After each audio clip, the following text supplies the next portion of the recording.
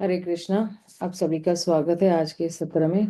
ओम अज्ञानतिमिरन्धस्य ज्ञानाञ्जनशलाकाय चक्षुरुन्मिलितं येन तस्मै श्रीगुरुवे नमः।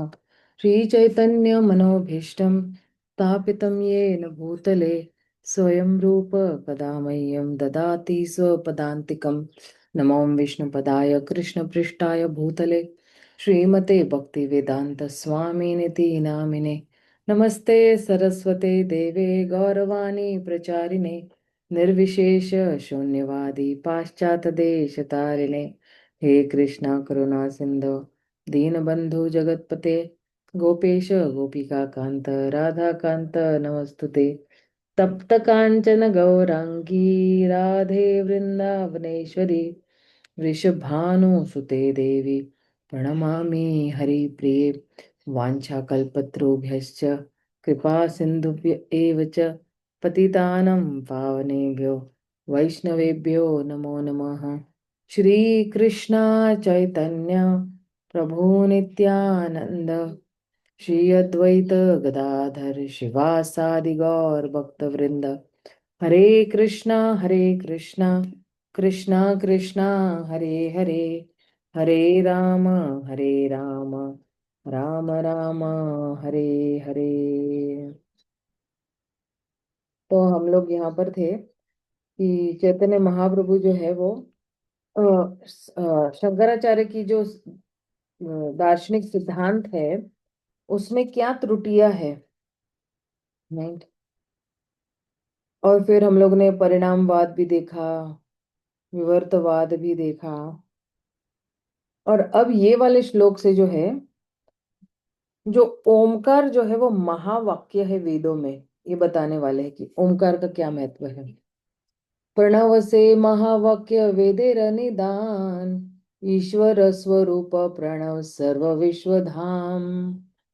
वैदिक साहित्य के प्रमुख शब्द अर्थात वैदिक ओमकार की ध्वनि समस्त वैदिक ध्वनियों का आधार है। इसलिए ओमकार को पूर्ण पुरुषोत्तम भगवान का ध्वनि रूप तथा जगत के आकार के रूप में स्वीकार करना चाहिए।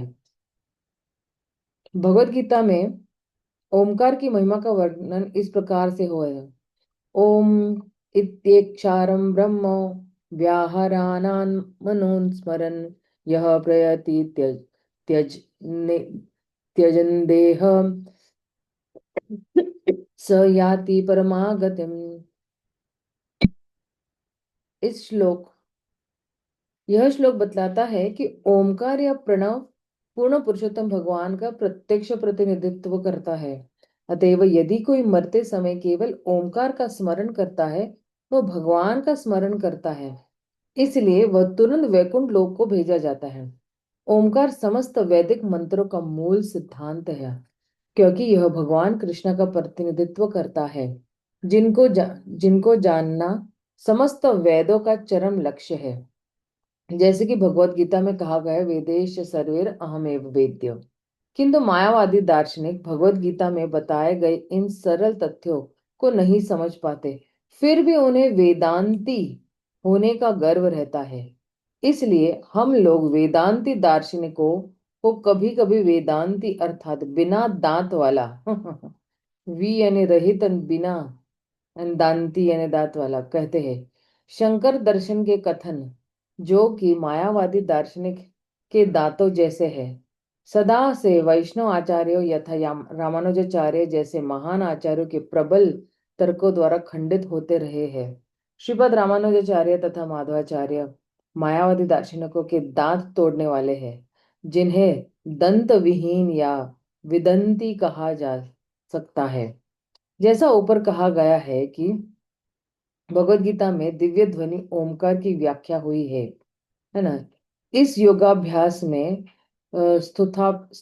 सुस्थापित हो जाने के बाद तथा पवित्र ओम शब्द जो अक्षरों का परम संयोग है उसका उच्चारण करते हुए यदि कोई पूर्ण पुरुषोत्तम भगवान का चिंतन करता है और अपने शरीर का त्याग करता है तो वह निश्चय ही वैकुंठ के आध्यात्मिक ग्रहों को जाता है।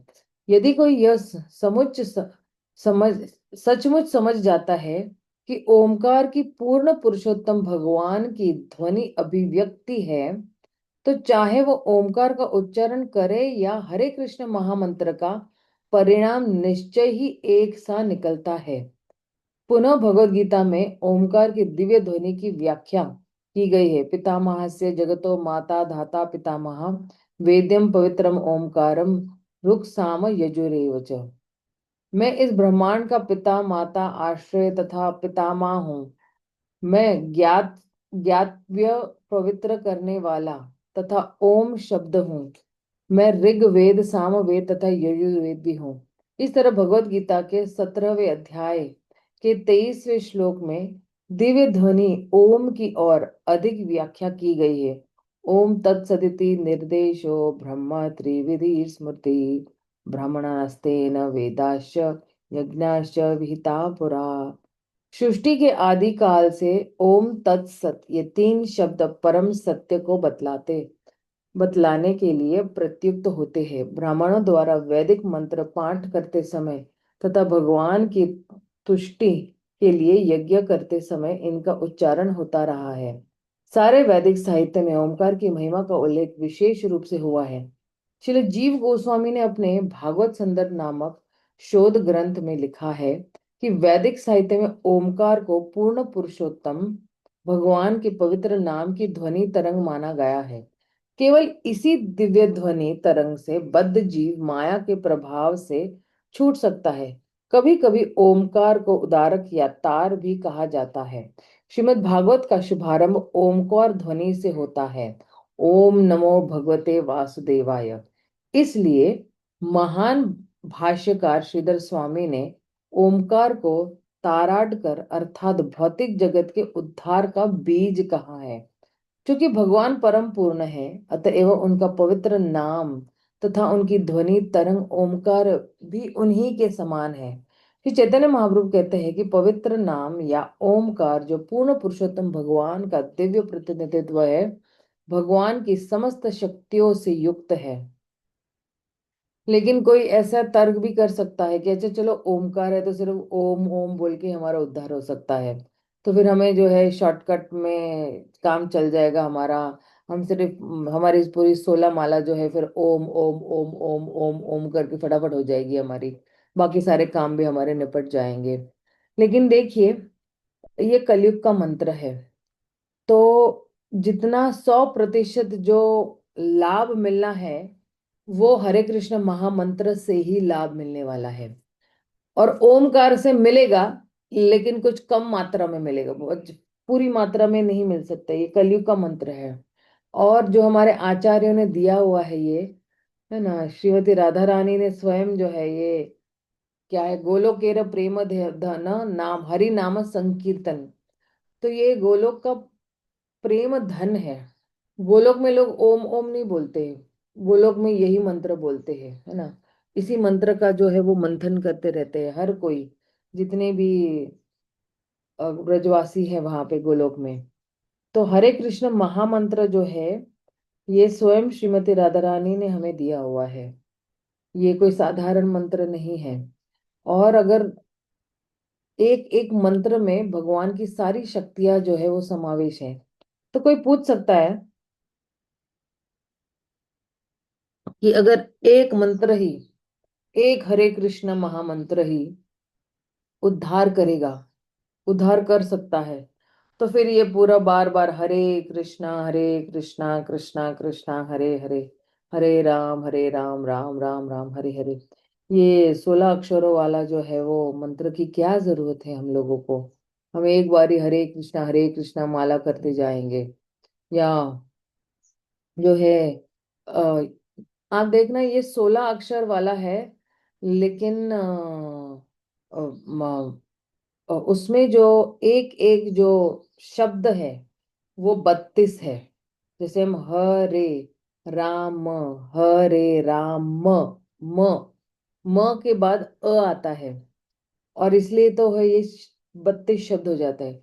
कई लोग हरे राम राम म मतलब दोनों होठों को दबा देते हैं, ठीक है ना, तो वो फिर 16 अक्षर नहीं होता है, क्योंकि अ, हरे राम राम 4 बार आता है। तो फिर क्या हो रहा है, 4 मंत्र खा रहे, 4 शब्द खा रहे, जो अ वाला शब्द है ना, राम, म म के बाद वो अ जो आता है ना, वो अ बहुत जरूरी है। तो कई लोग सिर्फ राम, राम, राम, राम, राम, तो ये राम बोलना बहुत जरूरी है। तो मंत्र किस तरह से जाए? हरे कृष्णा कृष्णा कृष्णा हरे हरे, हरे राम, हरे राम, राम राम, हरे हरे। कई लोग सिर्फ हरे राम, हरे राम, राम राम, हरे हरे। तो नहीं, राम आना चाहिए, तो फिर ये 32 अक्षर वाला हो जाता है। वरना हो क्या रहा है, पूरा लाभ भी नहीं मिल रहा है। चार जो है अक्षर राम हर बार जो राम का जो पीछे का लास्ट है ना, लोग खा जा रहे हैं। अब मुझे भी नहीं पता था ये बात। हम लोग ने परम पूज्य भक्ति बृहद भागवत महाराज के साथ एक जपा रिट्रीट किया था वृंदावन में उस वक्त। 2006 की बात है, हाँ 2006 की बात है, नहीं नहीं, 2004 पूना में जब वो आए थे। हाँ 2004 पूना की बात है ये, क्योंकि उस टाइम वो वैष्णव सदाचार भी लिया और उन्होंने उसके बाद नामामृत, हरि नामामृत का सेमिनार भी लिया था। तो वहां पर उन्होंने बताया कि जो लोग राम बोल रहे हैं ना, तो चार अक्षर खा रहे, कि जो राम म बोल रहे हैं तो वो चार अक्षर नहीं खा रहे। तो पूरे 32, वरना तो सिर्फ 28 अक्षर हो जाता है फिर। हर जगह हम लोग खा रहे हैं। तो इसलिए जो है ये, और बार बार क्यों, मैं ये बता रही थी आपको कि बार बार क्यों हरे कृष्णा कृष्णा कृष्णा हरे हरे। तो सिर्फ हरे कृष्णा से क्यों नहीं काम चला सकते हैं हम लोग? और क्या सिर्फ हरे कृष्णा हरे राम भी कर सकते हैं हम लोग? चलो राम का भी है तो राम का भी कर देंगे। लेकिन ये जो मंत्र है ना, कोई ये मन घड़त मंत्र नहीं है। ये मंत्र स्वयं भगवान की जो प्रियसी है, जो सर्वोच्च भक्त है, जिसको पता है कि भगवान को किस तरह से प्रसन्न करना है, ये मंत्र उन्होंने दिया हुआ है। और उनका मतलब उद्देश्य यही है कि जितनी बार हम भगवान का नाम लेंगे, ये एक्चुअली डबल स्पीड में हमारा काम चल रहा है एक्चुअली। ये हो जाता है ना कि अगर हमें किसी एक जगह पे जाना है, तो कोई ये बोलेगा कि भाई 20 की स्पीड से चला तो, और फिर बच्चे कहेंगे कि नहीं पापा 100 की स्पीड से चलाओ, एकदम जल्दी पहुंच जाएंगे हम लोग। तो एक्चुअली ये बोले ना कि 150 की स्पीड से जा रहे हैं हम लोग, एकदम तेजी से जो है भगवत धाम की तरफ जा रहे हैं, तरफ जा रहे हैं। अगर सिर्फ हम लोग हरे कृष्णा हरे राम करते तो इतनी तेजी से नहीं जा पाते। लेकिन ये जो पूरा मंत्र है, ये एकदम सोच समझ कर ये मंत्र को जो है वो रचा गया है, और ये तेजी से हमें जो है भगवत धाम की ले जा रहा है। कहते हैं कि एक प्रामाणिक हरे कृष्ण महामंत्र में इतना इतना पावर है कि वो सिर्फ एक मंत्र करने से आपको पूरा भगवत धाम लेके जा सकता है। लेकिन प्रॉब्लम मेरे साथ ये है कि मैं वो एक हरे कृष्ण महामंत्र भी ढंग से नहीं बोल पा रही हूँ। नहीं तो अभी मैं भगवत धाम चली जाती कब की।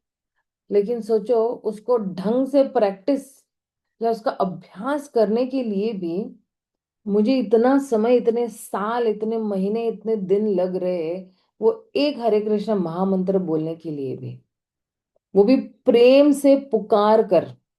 वो एक हरे कृष्ण महामंत्र जो है, वो इतना, उसके तो तारक मंत्र है, तारने वाला ये मंत्र है भगवान का। लेकिन वो मैं एक भी नहीं ले पा रही, इसलिए मैं अभी भी भौतिक जगत में ही हूँ। फिर आगे क्या कह रहे हैं यहाँ पे? नाम नाम कारी बहुधा निज सर्वशक्ति, तत्रार्पित नियमित स्मरणे न काला। भगवान के हरे पवित्र। कृष्ण माता जी। हाँ हाँ, हरे कृष्ण प्रभु जी। माफी चाहूंगा माता जी, मैं ना ये ओमकार के बारे में एक चीज थोड़ी सी करनी थी कि ये जो ओम जो है ना माता जी, इसमें तीनों शक्तियां होती है, भगवान, जीव और ये राधा रानी, तीनों होते हैं। पहली बात तो ये है ना माता जी कि ओम जो है ना कलयुग वालों के लिए है ही नहीं, क्योंकि ये वैदिक मंत्र होने के कारण इसको शुद्ध अवस्था में ही जपा जाता है। लेकिन कलयुग में तो ऐसा कोई लोग है नहीं। हरे कृष्ण मंत्र भी जो था ना, हम्म। कहते हैं कि कलिश तंत्र उपनिषद में भी कहते हैं कि मैंने सुना था गौरांग प्रभु जी से कहते हैं कि ये जो मंत्र था उसमें हरे राम से शुरू होता है, अच्छा। लेकिन महाप्रभु ने बोला कि कलयुग के जो लोग हैं ना इतने पतित हैं कि वो इतनी अवस्था में नहीं होते, इसलिए उन्होंने क्या करा, इसको उल्टा करा कि हाँ आप कभी भी और किसी भी हालत में जप सकते हो। इसीलिए ओम का जो मंत्र है कलयुग के लिए नहीं है, हाँ इसलिए हरे कृष्णा मंत्र कलयुग। ओम में जो है ना तीनों शक्तियां होती हैं, लेकिन पर्टिकुलर जो हरे कृष्णा मंत्र जो है ना सिर्फ ये भगवान को ही संबंधित है और उनके हलादनी शक्ति को संबंधित है। हाँ करेक्ट। इसीलिए ये दिया गया, क्योंकि ये बहुत जो है ना मंत्र ये पावरफुल है। इसीलिए ये दिया गया, क्योंकि कलयुग के जो लोग हैं ना, इतने पतित हैं कि इनका छोटे मोटी चीजों से इनका मतलब वो आत्मभूत नहीं है ना इनका, इसलिए ये चीज दिया गया ऐसे। Correct correct correct. ये मैंने सुना था। नहीं नहीं प्रभु जी सही कहा है, और गौरंग प्रभु ने भी सही कहा है कि हम्म। ये जो है हमारे कलयुग के बद्ध जीवों के लिए है ही नहीं है। हाँ, इसीलिए ओम से जपते कार्य नहीं है, करने के इसलिए लिए ओम नहीं बहुत जप। सारी पवित्रता चाहिए है, बहुत सारे हाँ। नियमों का पालन करना चाहिए वगैरह ना, इसलिए फिर ये बद्ध जीवों के लिए नहीं है, और बद्ध जीवों के लिए फिर एक नया उपाय लेकर आए। इसीलिए दिया गया ये मंत्र। ठीक। सही है सही चलिए, है। अभी हरे कृष्ण मंत्र। थैंक यू प्रभु जी, थैंक यू वेरी मच। भगवान के पवित्र नाम की पवित्र ध्वनि में सारी शक्तियां निहित है। इसमें कोई संदेह नहीं है कि भगवान का पवित्र नाम या ओमकार साक्षात पूर्ण पुरुषोत्तम भगवान है। दूसरे शब्दों में, जो कोई ओमकार तथा भगवान के पवित्र नाम हरे कृष्ण का उच्चारण करता है, वह भगवान से उनके ध्वनि रूप में तुरंत मिलता है। नारद पंचरत्न में स्पष्ट कहा गया है कि जो अष्टाक्षर अर्थात ओम नमो नारायण नामक 8 अक्षर वाले मंत्र का जप करता है, उसके समक्ष साक्षात भगवान नारायण प्रकट हो जाते हैं। मांडक्य उपनिषद में भी ऐसी घोषणा की है कि वैकुंठ लोक में जो कुछ भी दिखता है वह ओमकार की आध्यात्मिक शक्ति का विस्तार है।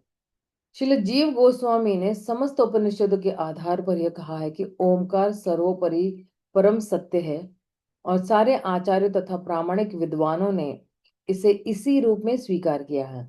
ओमकार अनादि, परिवर्तन रहित, परम तथा सारे हास्य एवं बाह्य कल्मश से मुक्त होता है। ओमकार हर वस्तु का आदि मध्य और अंत, और जो भी जीव ओमकार को इस रूप में समझ लेता है वह आध्यात्मिक स्वरूप की पूर्णता को ओमकार में प्राप्त करता है। प्रत्येक जीव के हृदय में स्थित होने के कारण ओमकार ईश्वर है, जैसा कि भगवत गीता के 18 अध्याय के 61 में पुष्ट हुआ है। ईश्वर सर्वभूतानां हृदय से अर्जुन तिष्ठति। विष्णु के समान ही सर्वव्यापी होने के कारण ओमकार विष्णु के समान ही है। जो ओमकार तथा भगवान विष्णु को अभिन्न रूप में जानता है, उसे शोक या मोह नहीं सताते हैं, मतलब दोनों एक ही है। जैसे हम बोलते हैं ना कि भगवान में और भगवान के नाम में कोई अंतर नहीं है। प्रभुपाद हर बार ये उदाहरण देगा, अगर Coca Cola Coca Cola Coca Cola बोलेंगे तो क्या कोका कोला मेरे सामने आके खड़ा हो जाएगा, या अगर मैं कोका कोला पीती भी हूं तो क्या मुझे वो एहसास होगा? तो कोका कोला चीज और शब्द दोनों अभिन्न है, सॉरी अलग अलग है, लेकिन भगवान का नाम और भगवान जो है वो अभिन्न है। मतलब क्या, कि भगवान ने अपनी सारी शक्तियां जो है अपने नाम में डाली हुई है। और जैसी, जैसे आपको भी पता है सबको, वैसे आपने काफी बार सुना होगा कि जैसे ही हम भगवान का नाम पुकारते तो भगवान मेरे सामने आके खड़े हो जाते हैं, मेरे समक्ष हो जाते हैं, राधा कृष्ण दोनों सामने हैं। लेकिन मैं ही इतनी दुर्भाग्यशाली हूं कि सामने होते हुए भी मैं इन जो है ना चक्षुओं से देख नहीं पा रही हूँ, आंखों से देख नहीं पा रही। क्यों? क्योंकि अभी भी इन आंखों में जो है वो प्रेम का अंजन नहीं है, प्रेम नहीं है, इसमें काम वासना है। और क्योंकि मेरे आंखों में काम वासना है, इसलिए मैं भगवान को देख नहीं पा रही हूँ। लेकिन जिस दिन मेरी इंद्रिया पूर्ण रूपेण शुद्ध हो जाएगी, है ना, जब शुद्ध हो जाएगी, तब मैं, मेरी आंखों में प्रेम का अंजन जब होगा, तो मैं राधा कृष्ण को मेरे सामने खड़े हुए दिखाई दूंगी। मुझे हर वक्त या कण कण में जो है मुझे भगवान ही दिखाई देंगे। चाहे वो गिलास हो, चाहे वो किताब हो, चाहे वो दीवार हो, चाहे वो कपाट हो, कुछ भी चीज में मुझे भगवान दिखाई देंगे। इसीलिए तो आप देखिए, छोटा सा नन्हा सा बालक हमारा प्रहलाद महाराज, उसको खंबे में भगवान दिखाई दे रहे थे। और उसका विश्वास रखने के लिए आप सोचिए, भगवान उस खंबे में से आए भी ताकि उसका विश्वास टूटे नहीं। और क्योंकि उसका विश्वास बड़ा अडिग था, अटल था, और वो विश्वास सही भी था, ऐसा नहीं था कोई गलत विश्वास था उसका, तो भगवान आए। तो इसलिए जो है अम, अ, भगवान का नाम और भगवान में कोई अंतर नहीं है। और जब हम ये समझ जाते हैं ना, तो हम कभी दुखी नहीं होते, हम कभी मोहित नहीं होते हैं। शोक या मोह हमें सताते नहीं। अभी प्रॉब्लम क्या है, मुझे शोक और मोह बड़े सता रहे हैं। छोटी छोटी बातों पे शोक करते, अरे अरे रे वहां पे जाती तो अच्छा होता, अरे अरे रे ये होता तो अच्छा होता, अरे अरे ये चीज मुझे मिल जाती तो बड़ा अच्छा होता। तो ये शोक है, शोक करना बार बार है ना। अरे 10 साल पहले ना ये हो जाता तो अभी ये अच्छा ही होता। ये बार बार ना हम क्या करते हैं ना, शोक करते रहते हैं। और ये शोक और मोह है ना, शोक क्या आता है ना, शोक आपको है ना जो भूतकाल में ही जो है बार बार शोक करवाता है, ये होता तो वो होता तो ऐसा होता तो वैसा होता तो। और मोह क्या है, मोह आपको जो है वो भविष्य की चिंता सताने के पे मजबूर कर देता है। अरे अगर ऐसा हो जाता तो। मोह मतलब वर्तमान माता जी। मोह मतलब वर्तमान। हाँ वर्तमान है प्रभु जी, मुझे लगा भविष्य है। Sorry sorry. हाँ।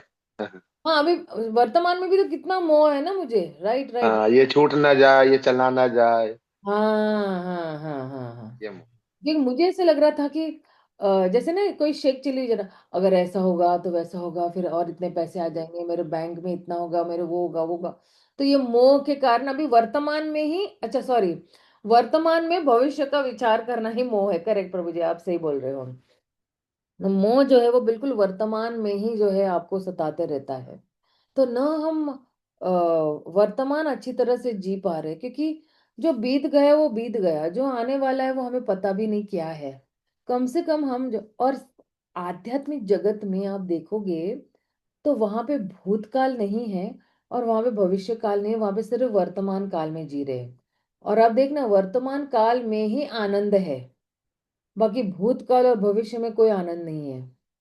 इसलिए वहां पे वक्त है ही नहीं, वहां पे काल का कोई प्रभाव नहीं है, क्योंकि वहां पे काल के स्वामी स्वयं कृष्ण बैठे हुए हैं। तो काल का कोई कोई कोई मतलब ना, मतलब लेश मात्र भी ये नहीं नहीं है। वहां पे हर वक्त वर्तमान काल ही चलते रहता है, सब कुछ वर्तमान में चलते रहता है। और कोई वहां पे व्यक्ति जो है आध्यात्मिक जगत में, कोई भी भूतकाल का कोई जिक्र नहीं होता है, या आगे का कोई जिक्र नहीं होता है। इस तरह से जो है, क्योंकि वहां की जीवात्माओं को पता है कि भगवान का नाम और भगवान अभिन्न है, इसलिए शोक और मोह उन्हें सताते नहीं है, काल का प्रभाव भी नहीं है, तो कोई चीज उनको सताती नहीं है। तो हमें भी यहाँ पे देखिए, हम जब शास्त्र पढ़ते हैं ना, तो शास्त्र को मैं अपने जीवन में किस तरह से उतार पाऊंगी। शास्त्र से हमें यही ज्ञान होता है कि हमारा परम संबंध जो है वो भगवान के साथ है। और हर रोज मैं इसी इससे कि मुझे आज भगवान के बारे में क्या सुनने मिलेगा, कि मेरी जो प्रीति है भगवान के प्रति, या मेरी जो आसक्ति भगवान के प्रति और तेज होती जाए, या और गाढ़ी होती जाए, या और मजबूत होती जाए। और इसलिए हम शास्त्रों को पढ़ते हैं, क्योंकि हमारा जो शाश्वत संबंध है वो भगवान के साथ है। और ये शाश्वत संबंध जो है हमारा लुप्त हो गया है भगवान के साथ, उसको पुनः स्थापित करने के लिए जो है हमें बारंबार बारंबार बारंबार शास्त्र का अध्ययन करना पड़ेगा। और जैसे जैसे हम लोग शास्त्रों का अध्ययन करते हैं, वैसे वैसे ही जो है हम जो है भगवान के और निकट जाते रहते हैं।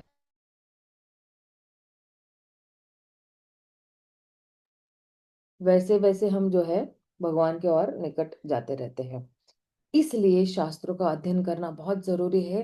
शास्त्रों में ही भगवान के नाम गुण रूप की व्याख्या हुई है। और जितना हम पढ़ेंगे शास्त्रों को, और तो उस उस उस क्या कहते हैं, उस पॉइंट पे आ जाएंगे हम लोग जहां हम समझ जाएंगे कि हाँ, भगवान का नाम और भगवान जो है अभिन्न है। अभी ये जो है साक्षात्कार नहीं है हमारे पास, एटलीस्ट मेरे पास तो नहीं है ना, कि भगवान का नाम और भगवान जो है वो अभिन्न है।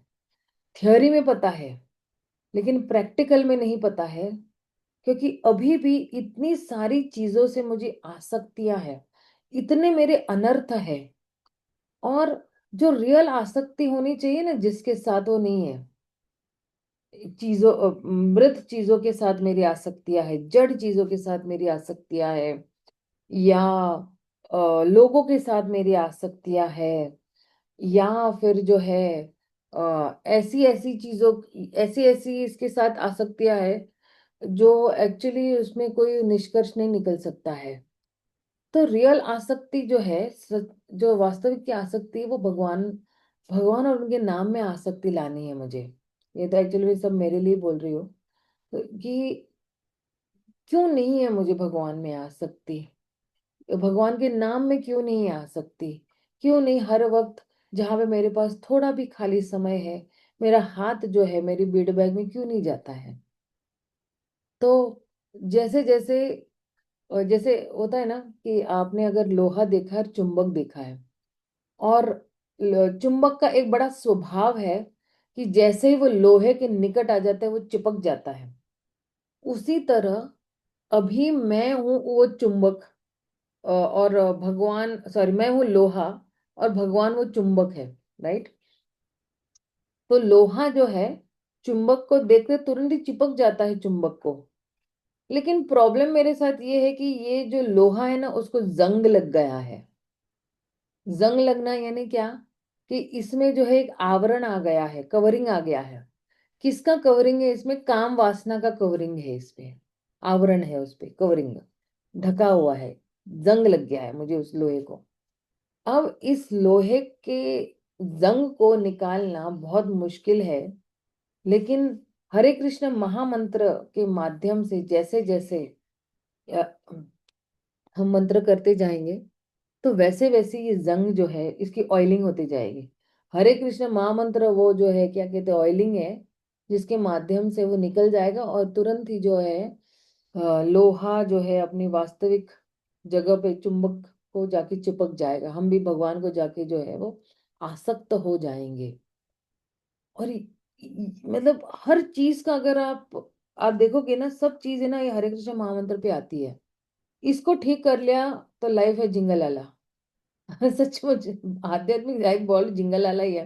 कि हम बड़े बड़े भक्तों से, महान भक्तों से, शुद्ध भक्तों से हम सुनते हैं कि जो है आध्यात्मिक जीवन इतना अच्छा है, इतना सुंदर है, इतना खुशमयी है, इतना आनंदमयी है। हम सोचते हैं, अरे इतना बोल रहे हैं, कुछ आनंद की अनुभूति हो नहीं रही है मुझे तो। लेकिन क्यों आनंद की अनुभूति हो नहीं रही है? क्योंकि अभी ये सब चीजें है, ये काम क्रोध मद मोह लोभ मत्सर है। इतनी आसक्तियों के साथ फिर कैसे जो है भगवान का नाम या हमें आनंद की अनुभूति होगी? कभी आभास होता है। वो आभास के स्टेज पे भी पहुंचने के लिए नाम अपराध को स्टेज का पार करना है। अभी हम नाम अपराध पर ही है ना। तो आगे क्या कह रहे हैं? जो ओमकार का उच्चारण करता है वह शूद्र न रहकर तुरंत ही ब्राह्मण पद को प्राप्त होता है। ओमकार के उच्चारण मात्र से सारी सृष्टि को एक इकाई का इकाई या भगवान की शक्ति के विस्तार रूप में समझा जा सकता है।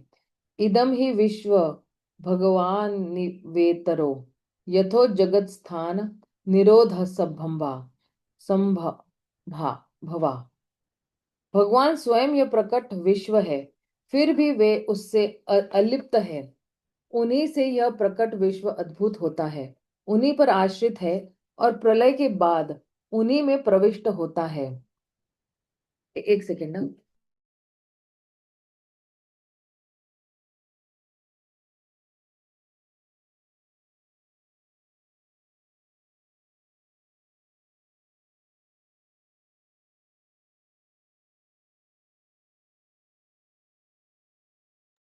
एक्चुअली ना मेरे घर में अगर कोई आवाज आती है ना, तो मैं फोकस नहीं कर पा रही कि मैं क्या बोल भी रही हूँ।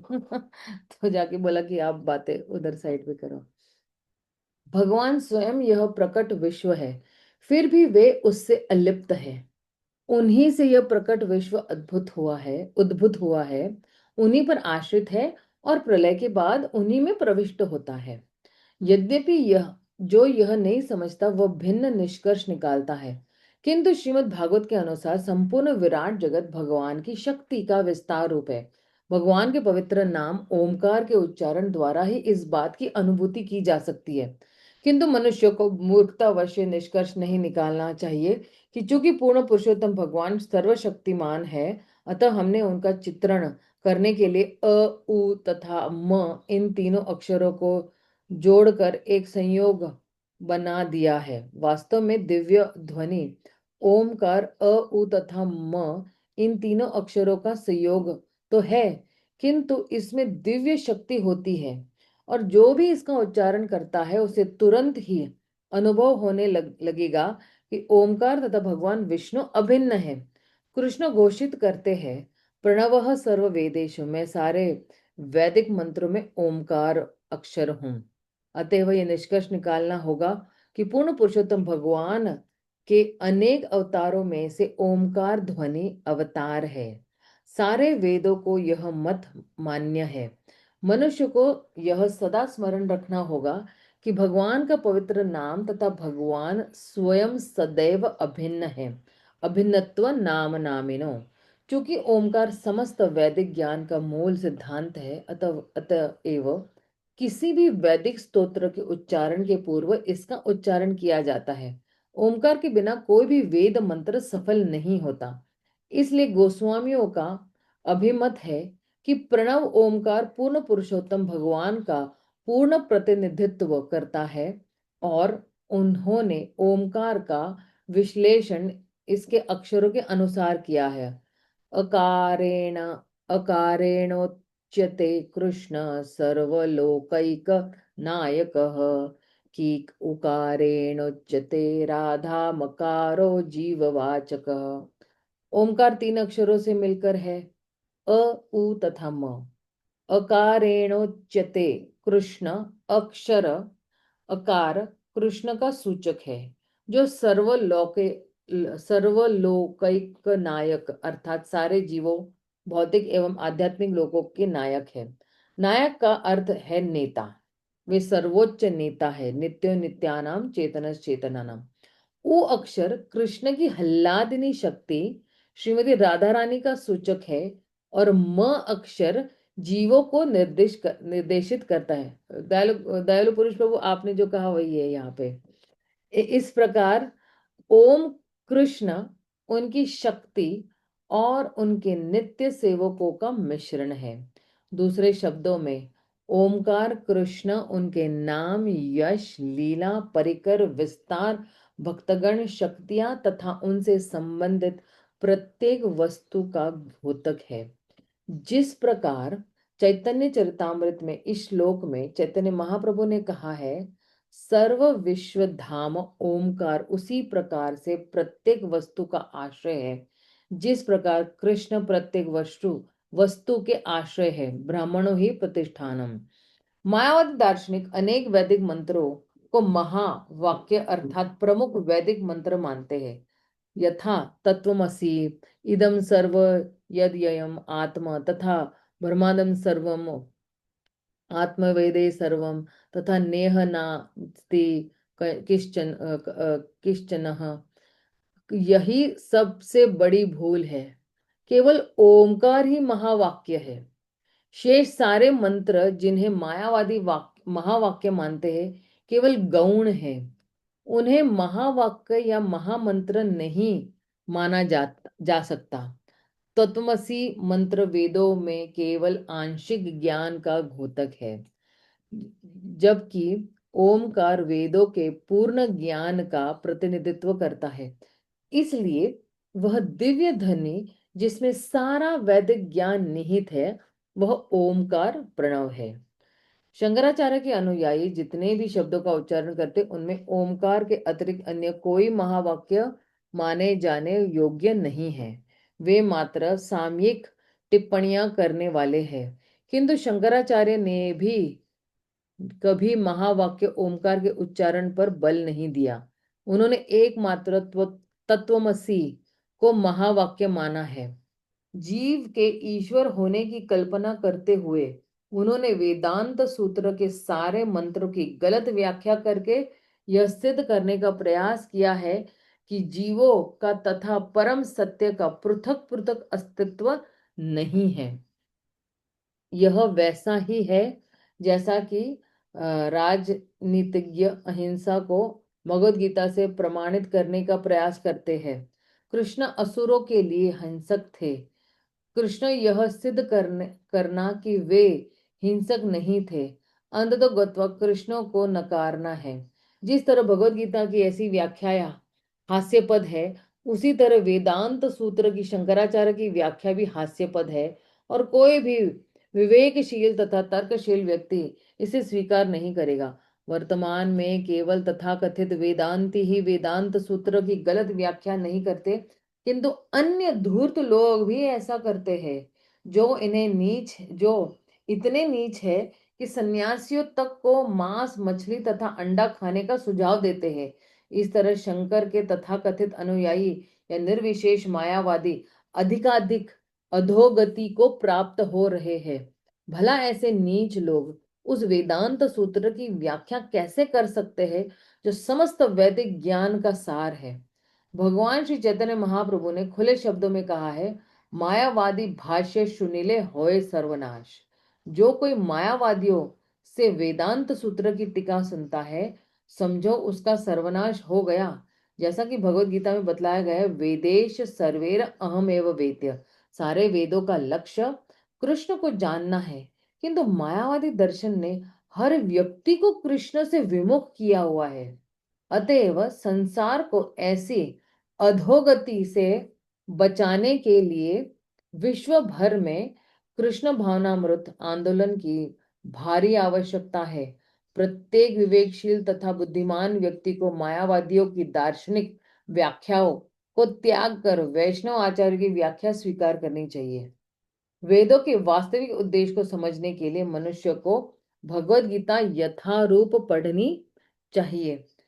आज जो है ना, एक्चुअली माफ करना, एक ही श्लोक हो पाया हमारा, लेकिन देखिए कितना डिटेल में, अगर इम्पोर्टेंट नहीं होता तो प्रभुपाद इतना बल देते नहीं इस तात्पर्य पे। कितना डिटेल में प्रभुपाद ने इस तात्पर्य को दिया हुआ है कि वेदेर निंदा ईश्वर स्वरूप है, फिर सर्व विश्व धाम है ना। ये सब अभी देखिए आएगा आगे कि किस तरह से जो है। और पहले प्रभुपाद है ना क्या कर रहे हैं ना, क्या कर रहे, कंपेयर एंड कॉन्ट्रास्ट करे, यानी तुलना करते हैं। तुलना ओमकार से और वेदों से, है ना।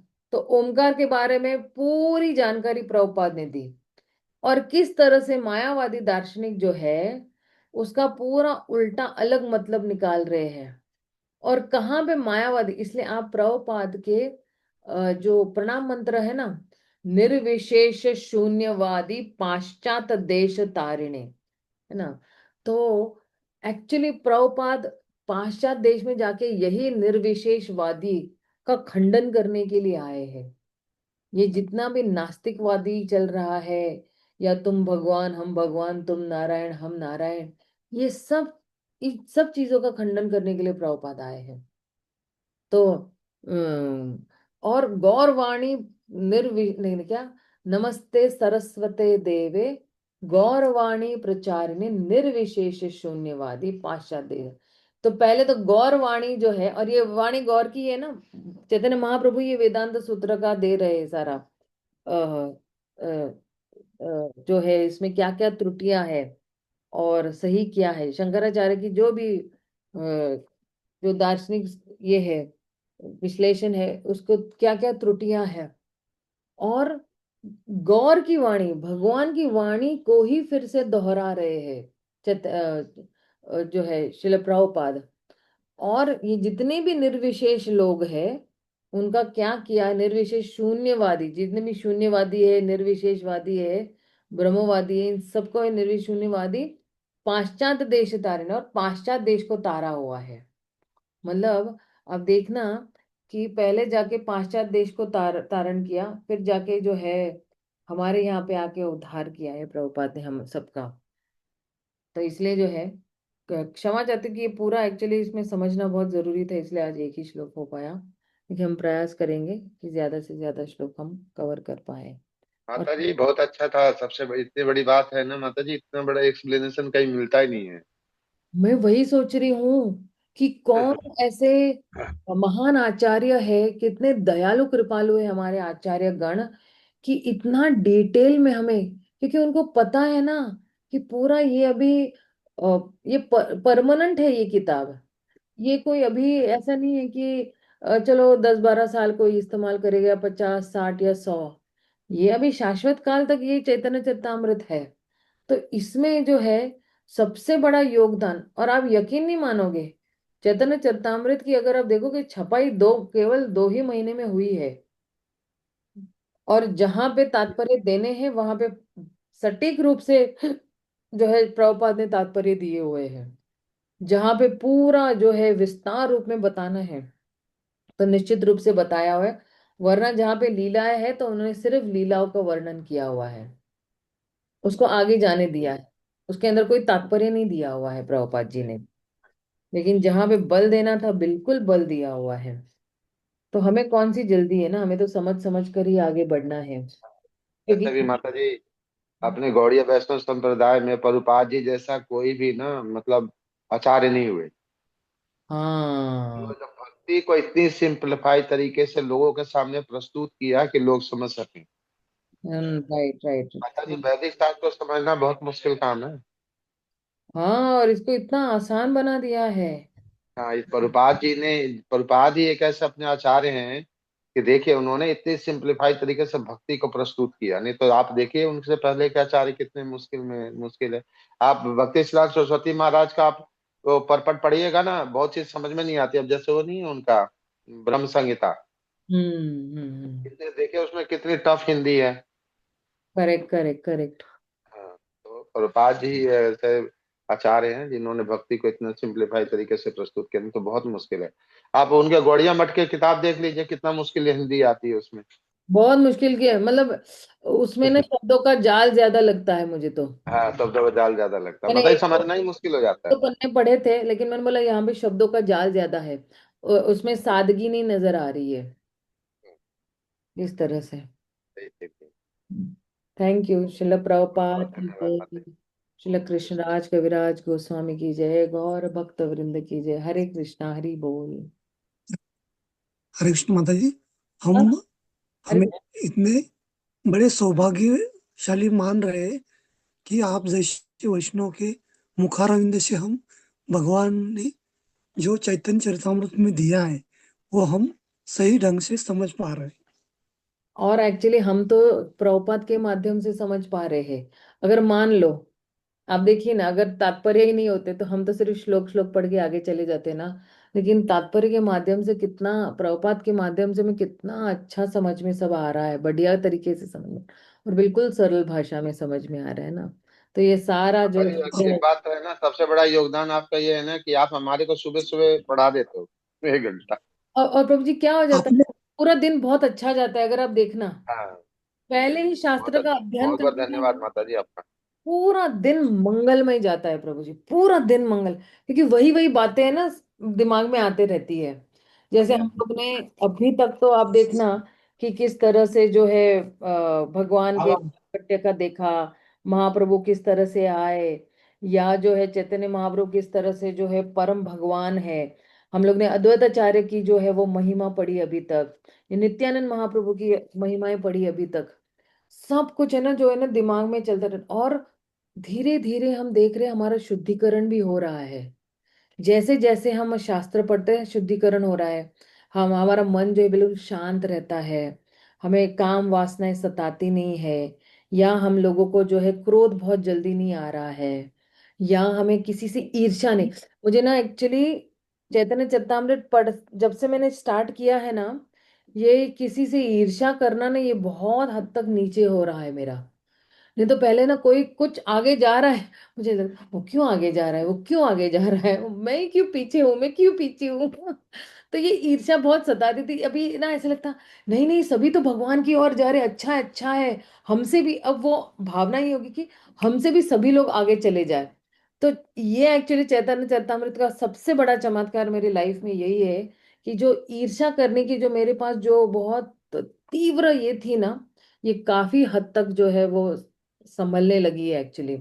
हमें तो किसी से ईर्ष्या नहीं करेंगे, सभी जो जीवात्माएं हैं, सभी जीवात्माएं भगवान के हैं, और सभी को पूरा हक है आगे बढ़ने के लिए या भगवान की ओर जाने के लिए। हमें तो खुश होना चाहिए कि अरे अरे अच्छा अच्छा है, वो हमसे आगे जा रहा है, पहले पहुंच जाएगा तो हमारी सिफारिश करेगा भगवान को कि भाई इसको भी जल्दी जल्दी ला दो ऊपर आपके पास। तो ये काफी बदलाव आया है एक्चुअली। मैं तो माता जी जानते हैं, जब भी मैं पढ़ता हूँ ना, एक चीज का आपका ना मेरे को बार बार याद आता है कि आपने एक बार कहा था कि भागवतम पढ़ने से पहले हमें चैतन्य चरितमृत हमें पढ़ना चाहिए। तो हम्म। मैं इसको माता जी ना, मैं जब भी पढ़ता हूँ ना इसको मैं परखता हूँ कि आखिर माता जी ने ये बोला था तो कुछ तो सोच के बोला होगा। तो अब मेरे को पता चलता है कि चैतन्य चरितमृत पढ़ना भागवत से पहले बहुत जरूरी है। हाँ राइट राइट राइट राइट। माता जी एकदम जैसे चैतन्य चरितमृत आप पढ़ लीजिए ना, बहुत सारी चीजें आपके मिसकंसेप्शन जो है ना खत्म होते हैं, तो फिर उसको समझना आसान हो जाता यस यस यस। और भागवतम बहुत अच्छी तरह से समझ में आता है। है। हाँ मतलब जी। मेरा तो ये रियलाइजेशन ऐसा है कि जैसे हम चैतन्य चरितमृत पढ़ते हैं और भागवतम पढ़ते हैं ना, तो भागवतम के जितने भी कैरेक्टर्स है या चैतन्य चरितमृत के भी जितने भी जो है कैरेक्टर्स है, उनको बहुत अच्छी तरह से हम सराहना कर सकते हैं, या हम उनको समझ सकते हैं, या उनकी भावनाओं को भी कभी कभी समझ सकते हैं कि क्या बोलना चाहते थे कुंती महारानी, क्या बोलना चाहते थे युधिष्ठिर महाराज, क्या बोलना चाहते थे विदुर जी, क्या हाँ कहना जी। चाहते थे पृथु महाराज, या क्या कहना चाहते थे ध्रुव महाराज, या भगवान क्या कहना थे प्रहलाद। ये सब ना कैरेक्टर्स ऐसे ऐसे जीवित कैरेक्टर्स सचमुच लगते हैं, और बड़ा प्रेम आता है इन कैरेक्टर्स पे, और ऐसे लगता है कि हम जो है कैसे इनकी जैसे भक्ति कर पाएंगे। पहले तो हम लोग ऐसे पढ़ते थे, हाँ कुंती महारानी है, चलो 5 बच्चों की मम्मी है, वो माँ है, बस ऐसी है, हाँ बेचारी अबला है और विधवा है ना, इस तरह से हम पढ़ते थे। अरे अरे अरे, बेचारी की तरह। एक्चुअली बेचारी वो नहीं है, वो तो पूरी भक्ति भावना से भरी हुई है। एक्चुअली बेचारी मैं हूँ या हम है, जो एक्चुअली भगवान को समझ नहीं पा रहे थे। तो दृष्टिकोण इतना जबरदस्त चेंज हो जाता है कि एक्चुअली बेचारी कुंती महारानी नहीं है, युधिष्ठिर महाराज नहीं है, पांडव नहीं है, या भीष्म देव नहीं है, या प्रहलाद नहीं है, एक्चुअली बेचारे हम हैं। हम लोग अब तक एक्चुअली दया भावना से एक्चुअली उनको पढ़ रहे थे, लेकिन अब जो है हम ये सोचते हैं कि हमारे में कुंती महारानी जैसे गुण कैसे आएंगे। वो हमारे जैसे बोले ना आइडल बन जाते हैं। आइडल यानी जिसको हम देख देख कर हम आदर्श अपना प्रेरणा लगते हैं मिलती है, हाँ। हमारे प्रेरणा स्रोत बन जाते प्रेरणा हैं। स्रोत। ते प्रेरणा स्रोत बन जाते हैं कि अरे भाई एक बार एक दिन मेरे में भी ऐसे भावना कब आएगी कि मैं भगवान की जो कुंती महारानी ने स्तुति की है तो वैसी स्तुति करूं। या प्रहलाद ने कितनी लंबी स्तुतियां, सबसे भागवतम में अगर आप पढ़ोगे तो सबसे बड़ी जो स्तुतियां है वो सिर्फ प्रहलाद महाराज ने की है। हाँ जी। 42 48 श्लोक है उनके, प्रहलाद महाराज की जो प्रार्थनाएं है उसमें। तो ऐसे लगता है कि अरे मेरे मुख से तो एक, मैं भगवान के सामने जब जाती हूँ तो एक भी प्रार्थना निकलती नहीं है, मैं सिर्फ देखती रहती हूँ कि उन्होंने क्या पहना है क्या नहीं पहना। लेकिन भगवान के सामने जाके पहली चीज जो है वो आनी चाहिए, हमारी स्तुतियां निकलनी चाहिए भगवान के लिए। और अगर नहीं है तो हम फिर इन जो स्तुतियां है या प्रार्थनाएं है जो इन महान भक्तों ने की है, तो वो फिर कंठस्थ कर ले, और वही स्तुतियां महान भक्तों की भगवान के सामने दोहराए। अगर हमारे हृदय में से कुछ नहीं निकल रहा है तो वही फिर स्तुतियां दोहराए जो हमारे शुद्ध भक्तों की स्तुतियां है, प्रहलाद की है, ध्रुव की है, नाग पत्नियों की है। डबल और फायदा है ना माता जी इसमें। हाँ, कितना फायदा है हमारा कि हम भगवान की स्तुति। और कहते हैं ना कि जितना हम भगवान का गुणगान और स्तुति करते हैं ना, उतने हमारे अनर्थ झड़ते जाते हैं। काम क्रोध मद मोह लोभ, जितना हम हरे कृष्ण महामंत्र करेंगे, जितना हम भगवान को, क्योंकि आप देखिए कि जीव का उद्देश्य यही है कि वो नित्य कृष्ण दास है, उसका स्वरूप ही यही है। तो दास हाँ क्या जी, करेगा? अपनी मालिक की स्तुति करेगा ना। हाँ जी, हाँ जी। अगर हम जीवेर स्वरूप है, कृष्णेर नित्य दास है। नित्य दास है मतलब क्या? कि नित्य मतलब हर वक्त, हर समय। हर समय हम क्या करना चाहिए? हमें केवल भगवान के गुणगान करने चाहिए, बाकी कोई प्रजल्प नहीं करना चाहिए। तो अभी इस पॉइंट पर आने के लिए थोड़ा वक्त लगेगा, लेकिन जैसे जैसे हम शुद्ध भक्तों का हम प्रयास जारी है। रहते हैं, तो हमें जो है याद आते रहता है कि हमें स्तुतियाँ करनी है। और कुछ हमारे जीवन में ना हमें जो है ऐसे कुछ नियम ले लेने चाहिए कि आज मैं भगवान के सामने 2 मिनट जाके उनके गुणगान करूंगा। और आपको अगर मंदिर से दूर भी रह रहे हैं ना, तो आपके पास उस मंदिर की फोटो तो है ही घर में, भाई फोटो के सामने गुणगान कर लो 1-2 मिनट। आप देखो कितना अच्छा लगेगा, बहुत अच्छा लगेगा, ऐसे दिल एकदम हल्का हल्का लग जाएगा। तो ये बहुत महत्वपूर्ण है। हम शास्त्रों को जब भी पढ़ते हैं तो हमारे में बहुत परिवर्तन आता है, बहुत तेजी से परिवर्तन आता है। ठीक है प्रभु जी, क्या ठीक माता जी, बहुत बहुत धन्यवाद। हरे कृष्ण माता जी, दोनों प्रणाम। शिला प्रभुपाद की जय, कृष्णाज कविराज गोस्वामी की जय, गौर भक्त वृंद की जय। हरे कृष्णा, हरि बोल।